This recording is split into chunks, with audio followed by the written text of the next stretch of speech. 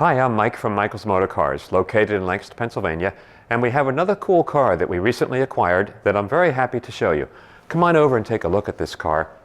This car is a 1960 MGA Coupe 1600.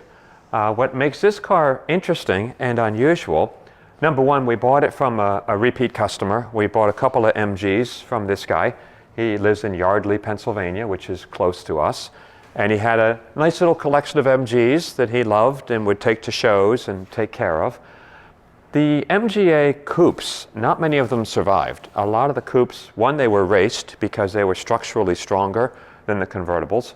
And then sadly, a lot of them were sacrificed to restore or use parts for the convertibles. So there were fewer Coupes produced to begin with. A lot of them never made it. So today, to find a nice coupe is a little unusual. This car came from California originally.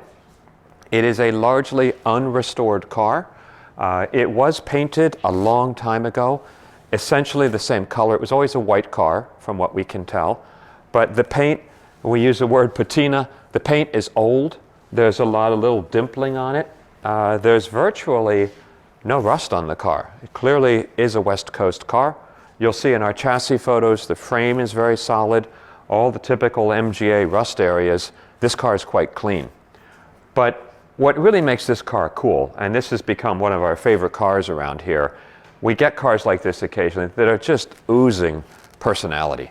On the grille, we've got the badge bar, which is really cool. The first one, let's see, Border Motor Racing Club. Cool old badge. Philadelphia MG Club, which is where Ira lives, like that. And then the RAC badge. And then these cool Lucas driving lights with their little covers, two different lenses on them, in excellent condition. The chrome and everything is just gorgeous on the car. Again, all of this, it's an unrestored car. So you're looking at original old chrome, which has a different look to it, a different depth to it. The whole car, this is one of those cars, we bought it. Ira drove it quite a bit, drove it to shows, would have fun with the car. Everything works on the car. I can't remember the last time I had an MG or an MGA where everything worked. The heater blower works, the horn works, the turn signals, everything functions. And it's because he was using it, he was taking care of it. Under the hood, we have the original 4-cylinder engine.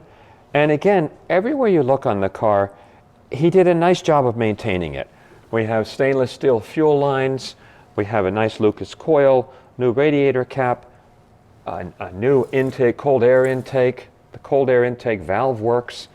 All the original badges, all the original emblems are on the car, the identification plates. Just a car that has had a long life of being cared for. I will show you one thing. Under the hood, the paint is flaking, so this would be a fun project to strip that and repaint that. But other than that, my hope is that someone who would buy this car is someone who really appreciates the patina and wants a really nice driving MGA. Again, not restored. This is very much a largely original car. Coming along the side of the car, and all of this is the original sheet metal.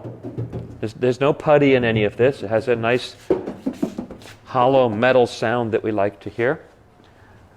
Coming along here, cool little details. I love the little latch assembly that MG did here for the coupes.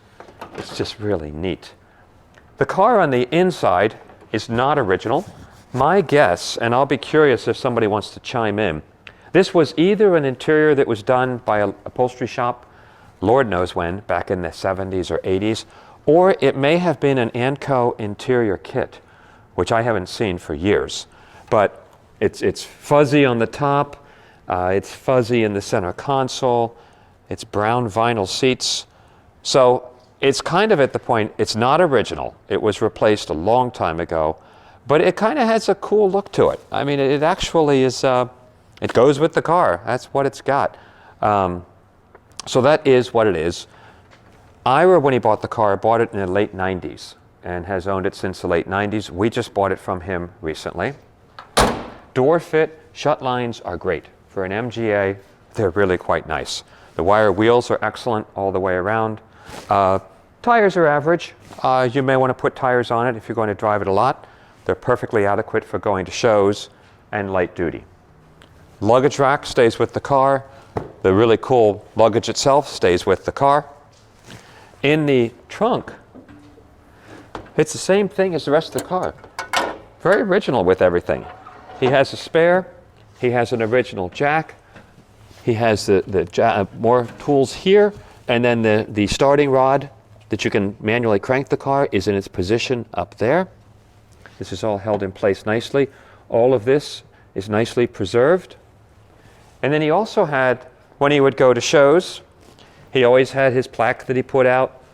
Car was built, these were built in 1956.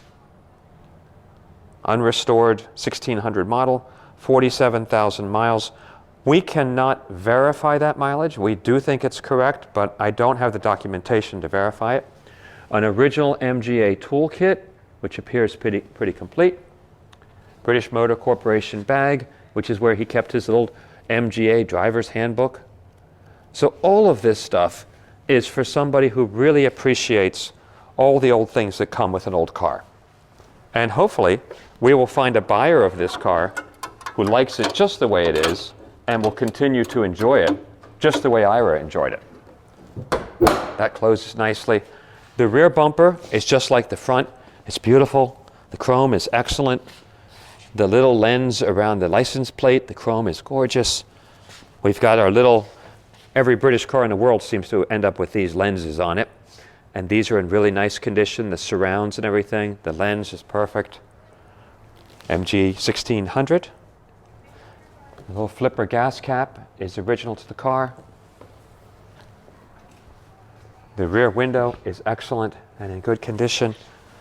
The coupes just have a really cool look. They're like the Jaguar 120, 140, 150 coupes with this really cool curvature that the British liked putting. Just the lines on this car are just really neat. Same cool latch on this side, opens up.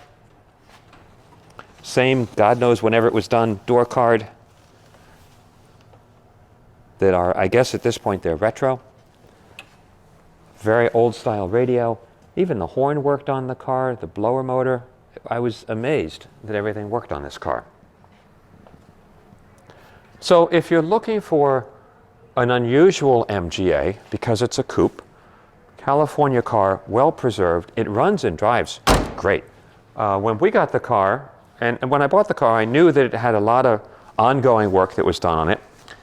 We ended up replacing both front calipers. The one was grabbing a little bit, so the car pulled under braking.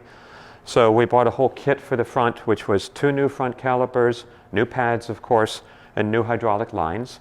We are also going to put a new hydraulic master cylinder for the brakes in the car, and we replaced the rear wheel cylinders. So the hydraulics of the brakes will all be new when the car is sold.